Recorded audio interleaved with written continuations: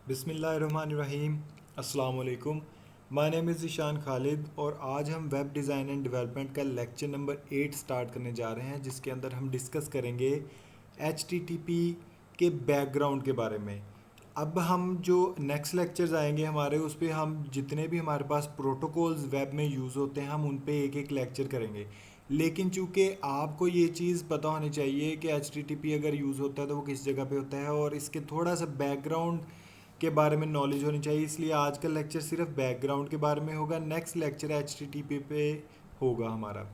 तो चलिए स्टार्ट करते हैं। Request and response cycle. Request and response क्या चीज़ है? अब आप देख रहे हो यहाँ पे आपकी स्क्रीन के ऊपर कि एक कंप्यूटर है और वो नंबर 1 पे रिक्वेस्ट जनरेट कर रहा है और वो रिक्वेस्ट जा रही है एक सुपर कंप्यूटर जिसको हम सर्वर कह सकते हैं। सर्वर पे ये रिक्वेस्ट जा रही है और वो इसको रिस्पॉन्स कर रहा है। इसकी रिक्वेस्ट के अगेंस्ट एक रिस्पॉन्स आता है जो कि वापस इस क्लाइंट को आता है। अब ये है रिक्वेस्ट एंड रिस्पॉन्स साइकिल। अब आप अगर दो दोस्त बातें कर रहे हो आपस में बैठे, तो आपका पहला एक दोस्त सपोज करो कोई क्वेश्चन पूछता है या किसी टीचर से कोई क्वेश्चन पूछता है, तो वो जाएगा उस टीचर पे या आपके दूसरे दोस्त के पास। वो उस पे प्रोसेस करेगा या उसको समझेगा क्वेश्चन को, देन ही विल रिस्पॉन्स या your teacher will response to you. तो ये होता है हमारा रिक्वेस्ट एंड रिस्पॉन्स। अब अगर हम इंटरनेट या वेब के बारे में बात करें तो ये रिक्वेस्ट जब जाती है तो इसके साथ यूआरएल प्लस वर्ब, किसी वेबसाइट का नाम या कुछ भी हो सकता है। तो ये इन दो के साथ कोई रिक्वेस्ट, क्लाइंट और सर्वर, ये आप देख रहे हो कि ये जो आर्किटेक्चर है ये है क्लाइंट और सर्वर का आर्किटेक्चर। क्लाइंट जो है, क्लाइंट वो कंप्यूटर है जहाँ से हम रिक्वेस्ट जनरेट करते हैं जब हम डेली लाइफ में कंप्यूटर को या लैपटॉप को यूज़ करते हैं। यहाँ से हमने रिक्वेस्ट जनरेट की और कोई भी हमने वेबसाइट लिख दी, गूगल लिख दिया या फेसबुक लिख दिया, तो वो जाएगा किसी सर्वर के पास। देन वो सर्वर हमें रिस्पॉन्स करेगा किसी स्टेटस कोड के साथ और मैसेज बॉडी के साथ, वो हमारी स्क्रीन के ऊपर हमें शो हो जाएगा। तो यहाँ पर HTTP का काम है कि HTTP के थ्रू ही वो रिक्वेस्ट जाएगी और रिस्पॉन्स भी HTTP के थ्रू ही आएगा। इसको हम डिटेल्ड में नेक्स्ट लेक्चर में डिस्कस करेंगे। तो अब बात करेंगे ओपन सिस्टम्स इंटरकनेक्शन मॉडल की। आपने इसको नेटवर्किंग में भी, अपने नेटवर्किंग सब्जेक्ट में भी आपने डिस्कस किया होगा कि OSI लेयर या OSI मॉडल क्या होता है। तो इसको थोड़ा सा हम डिस्कस करेंगे ताकि आपका बैकग्राउंड जो है इस सीरीज़ में भी ज़रा अच्छा हो जाए। सबसे पहले हमारे पास 7 लेयर्स होती हैं OSI की, और सबसे पहली लेयर होती है एप्लीकेशन लेयर, फिर प्रेजेंटेशन, सेशन, ट्रांसपोर्ट, नेटवर्क और data link layer, physical layer. ये फिजिकल से ऊपर को जाएंगी, मतलब पहले नंबर पे जो हमारे पास आती है लेयर वो है फिजिकल लेयर।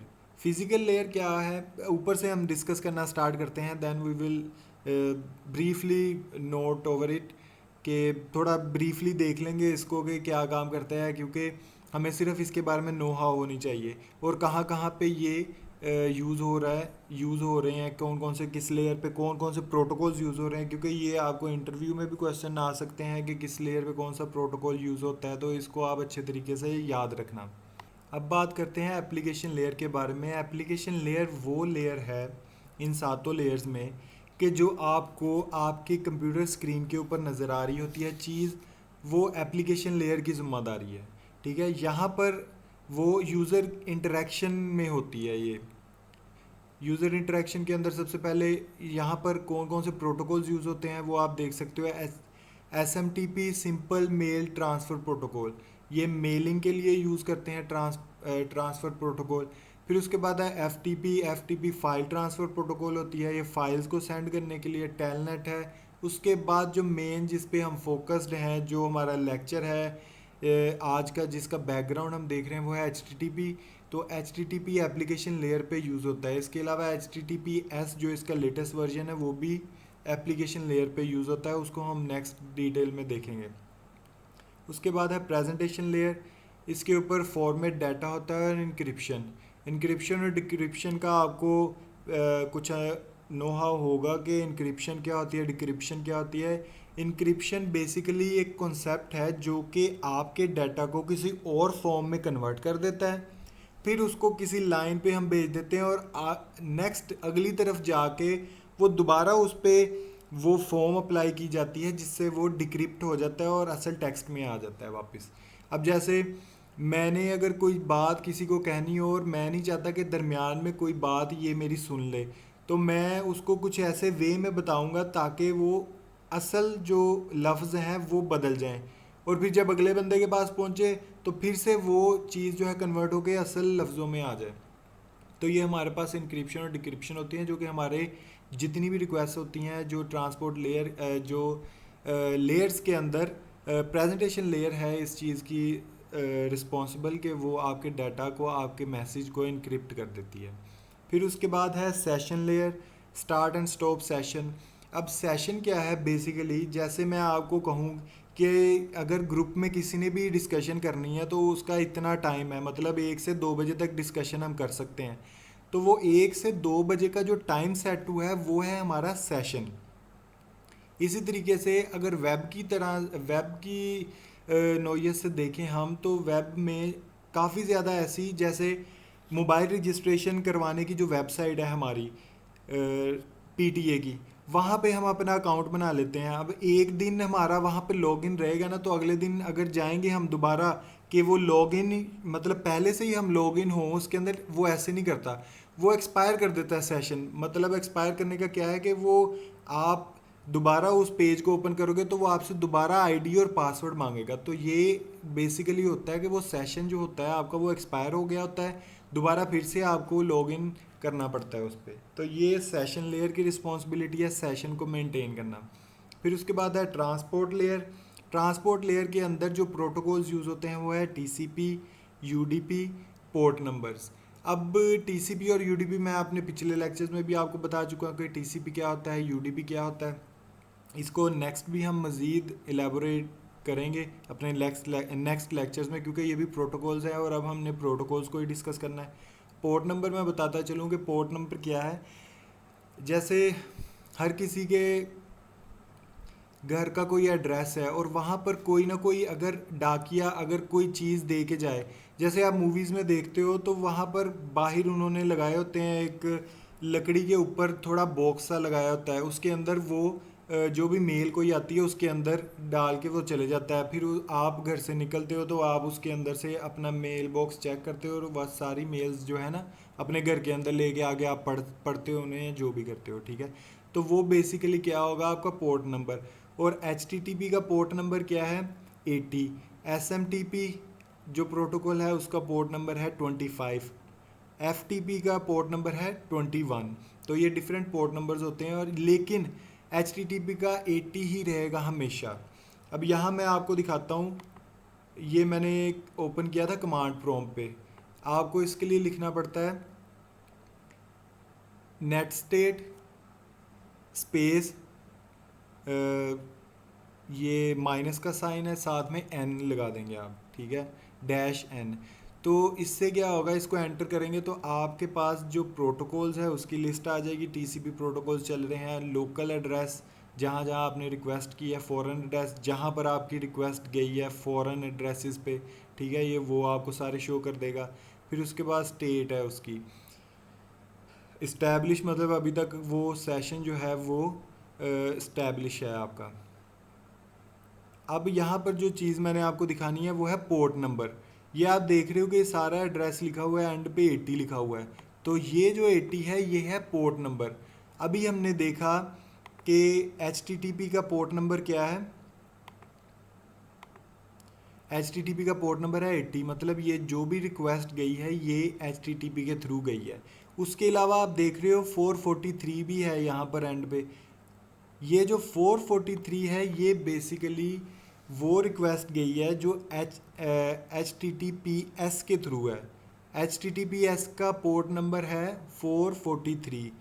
उसके अलावा यहाँ भी आप देख सकते हो ये भी HTTP के थ्रू रिक्वेस्ट हुई है, और ये HTTPS के थ्रू बाकी रिक्वेस्ट हैं कुछ, ठीक है। तो ये हमारे पास होते हैं पोर्ट नंबर। अब उसके बाद हम बात करेंगे नेटवर्क के बारे में कि नेटवर्क क्या है। नेटवर्क है आईपी एड्रेस और राउटर्स। अब नेटवर्क के अंदर क्या चीज़ आती है, रिस्पॉन्सिबल होता है आईपी एड्रेसेस का और राउटर्स का। अब आईपी एड्रेस आपका एक एक आपके कंप्यूटर का, आपके नेटवर्क का एक एड्रेस होता है, वो उसको हम बोलते हैं इंटरनेट प्रोटोकॉल एड्रेस। तो इंटरनेट प्रोटोकॉल एड्रेस हमारे पास हर नेटवर्क का, हर कंप्यूटर का अलग अलग हो सकता है, लेकिन क्या है कि दो कंप्यूटर्स का एक आईपी भी हो सकता है। ये बेसिकली ये इस पे हम नेक्स्ट लेक्चर पे डिटेल पे देखेंगे कि आईपी एड्रेसेस क्या होते हैं और किस तरह से असाइन किया जाता है। और उसके बाद राउटर्स, आपको पता है कि आईपी एड्रेस बेसिकली क्या है कि एक नंबर्स की फॉर्म में होता है। IPv4 और IPv6 है, दो वर्जन है इसके। IPv6 लेटेस्ट वर्जन है, IPv4 जो है वो पुराना वर्जन है। तो ये बेसिकली वो एड्रेस होता है न्यूमेरिक फॉर्म में, जो कि जिसको जहाँ पर हमने कोई चीज़ रखी होती है। अब जैसे आप PTCL का आपने राउटर ओपन करना है, तो उसके लिए आपको क्या लिखना पड़ता है, उसका आईपी एड्रेस। तो वो लिखोगे तो आपको, आप अपने राउटर तक एक्सेस हासिल कर लेते हो। फिर मतलब आप अपने राउटर का पासवर्ड चेंज कर सकते हो, वहाँ से कुछ भी चेंज कर सकते हो। तो ये बेसिकली नेटवर्क लेयर इस चीज़ का रिस्पॉन्सिबिलिटी होती है, और ये रिस्पॉन्सिबल होता है। फिर उसके बाद है data link layer. Data link layer के अंदर मैक एड्रेस और स्विचेस होते हैं। मैक एड्रेस हर कंप्यूटर का अलग होता है। जैसे मैं कहूँ कि हमारे इंसानों में कौन सी चीज़ ऐसी जो यूनिक है, तो मैं कहूँगा कि हमारे जो फिंगरप्रिंट्स है वो यूनिक है, हर इंसान का यूनिक है वो। तो इसी तरीके से कंप्यूटर्स में क्या होता है, मैक एड्रेस यूनिक होता है। उसके बाद है फिज़िकल लेयर। फिज़िकल लेयर में अब ये सारा तो कॉन्सेप्चुअल था, ठीक है, जो बैकएंड पे वर्किंग हो रही है, जो फिज़िकल तरीके से चीज़ जा रही है, उसके लिए क्या चाहिए होती है, केबल, कोई नेटवर्क इंटरफेस कार्ड होता है, कोई हब लगी हुई होती है। वहाँ से हम ये जो मैसेज जो सारा कुछ हुआ है ऊपर, उसको वो एक्सेस कर सकते हैं। अगर ये ना हो फिर तो कोई चीज़ भी ना ट्रांसफ़र कर सके। तो केबल, जैसे आप नेट लगवाते हो तो केबल नेट लग गया, तो इस तरीके से। और नेटवर्क इंटरफेस कार्ड सारे कंप्यूटर्स में होता है, वो इंटरनेट को एक्सेस करने के लिए। अब यहाँ आप देख सकते हो कि OSI लेयर मॉडल जो कि कंसेप्चुअल मॉडल है, और ये इसकी 7 लेयर्स हैं। फिर हम कहीं कहीं पढ़ते हैं 5 लेयर, तो वो क्या होता है, TCP/IP मॉडल होता है, यूज्ड इन रियल वर्ल्ड। अब इसमें इन दोनों में डिफरेंस क्या है, बहुत ही सिंपल सा डिफरेंस है। इसकी जो आखिरी 3 लेयर्स हैं, एप्लीकेशन लेयर, प्रेजेंटेशन लेयर और सेशन लेयर, इसको मर्ज करके TCP/IP मॉडल के अंदर एक ही जो है वो एप्लीकेशन लेयर बना दिया गया। काम इसके अंदर वही होते हैं, बाकी देख सकते हो ट्रांसपोर्ट इसमें भी है, नेटवर्क, डाटा लिंक लेयर और फिजिकल लेयर, सारा कुछ वही है। सिर्फ और सिर्फ इन 3 लेयर्स को मर्ज करके एक ही लेयर में कन्वर्ट कर दिया गया, और उससे बोला गया TCP/IP मॉडल।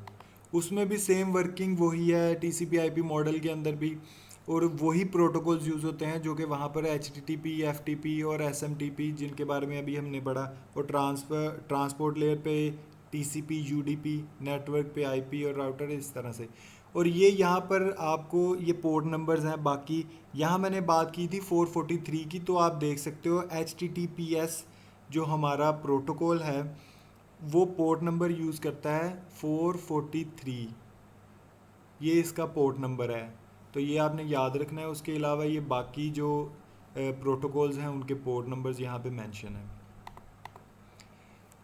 अब लास्ट पे हम बात करेंगे एनकैप्सुलेशन प्रोसेस के बारे में कि TCP/IP मॉडल के अंदर एनकैप्सुलेशन किस तरह से होती है। अब 5th लेयर पे जो कि हमारे पास थी एप्लीकेशन लेयर, ये यहाँ पर आप देख सकते हो एप्लीकेशन लेयर, और ये आपने नंबर्स याद रख लेने हैं कि 4th पे ट्रांसपोर्ट है, 3 पे नेटवर्क है, 2 पे डाटा लिंक और 1 पे फिजिकल लेयर।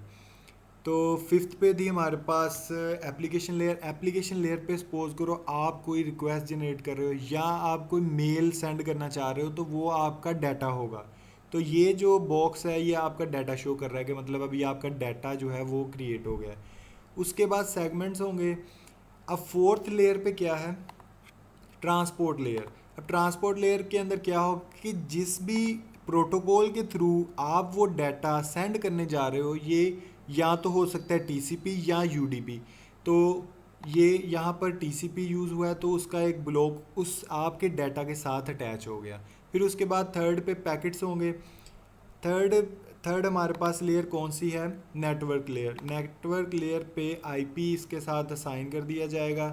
ठीक है, वो आप देख सकते हो कि ये बॉक्स इस मैसेज के साथ जो जो लेयर है वो अपना अपना एक हेडर जो है उसके साथ अटैच करता जाएगा, मतलब अपनी कोई ना कोई फंक्शनैलिटी आपके मैसेज के साथ ऐड करती जाएगी।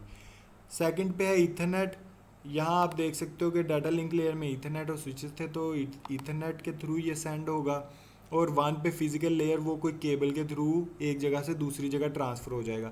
वहाँ पर जाने के बाद नेक्स्ट कंप्यूटर पे जाने के बाद यही लेयर्स नीचे से ऊपर को काम करेंगी, मतलब जो फिजिकल लेयर होगी वो केबल का यूज़ कर रही है तो ठीक है, तो सेकंड पे जो है ईथरनेट वो इसको डिस्क यहाँ से उतार लेगी साथ से, ठीक है। फिर टीसीपी आईपी टीसीपी और डाटा रह जाएगा, वो थर्ड लेयर पे अगले कंप्यूटर पे जाके वो आईपी उतार लेगी, और फिर फोर्थ लेयर पे जाके टीसीपी उतार लेगी, और फिफ्थ लेयर पे एप्लीकेशन लेयर जो कि कंप्यूटर के जो यूज़र इंटरफेस के सामने होता है वहाँ पर सिर्फ और सिर्फ उसे डाटा शो होगा।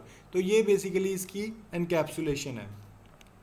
तो ये था हमारा आज का लेक्चर। आई होप कि आपको समझ आया होगा कि टीसीपी या जो प्रोटोकॉल्स हैं, जो एचटीटीपी प्रोटोकॉल्स हैं, वो किस तरह से वर्क करते हैं और कहाँ कहाँ पे वर्क करते हैं।